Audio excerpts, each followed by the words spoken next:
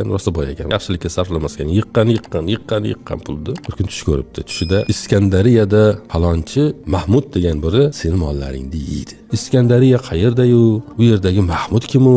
Qanday qilib u meni yeydi? deb yotsa, u tushda deb e'tibor qilmabdi. Ertasiga yana tushga kiribdi. Ey falonchi, Iskandariyadagi Mahmud seni butun boyligingni yeydi. Tushda yana shunaqa bir ovoz eshitibdi. Juda jahli chiqib, men o'zim yemagan narsani o'lsam ham bu Iskandariyadagi Mahmudga yedirmayman deb bir toshga o'xshatib betondan bir nima qildirib, uning ichiga butun tilolarini qo'yib, yana ustini betonlab tosh holiga qo'yib dengizga otirdi. Oradan yillar o'tibdi endi. Xotirjam, tosh u dengizda oqib ketmaydi-ku. Oradan yillar o'tib Iskandariyaga yo'l o'tishibdi. Bu Iskandariyadagi Mahmud degan tushimga kirardi. Kim ekan, unaqasi bormikin o'zi deb odamlardan so'rab, bormi shunaqasi desa, bor debdi. Bozorga kirishdan chapga burilsangiz debdi, do'koni bor debdi. Bunday qarasa, do'kon ustiga boyagi tosh turganmish. Ichiga tilolarini solib qo'ygan, toshni tepaga qo'yib qo'yibdi. Birodar, ismingiz nima desa, Mahmud debdi.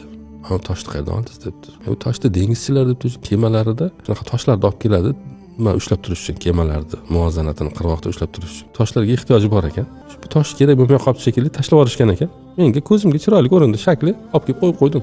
Turibdi degan ekan. Keyin boyagi odam aytdi, endi tushiring toshni debdi. Endi buni yoring debdi. Sindiring bu toshni. Nega desa aytgandi qiling. Sindirsa ichidan tilolari unday oqib tushibdi. Bu men tushimda ayon bo'luvdi.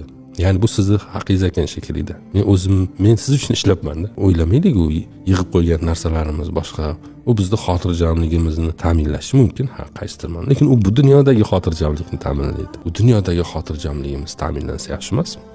Butun xasislar bu dunyodagi bugunini xotirjamligini o'ylab xasisligini qilsa kerak-da, boshqa nega qilsin?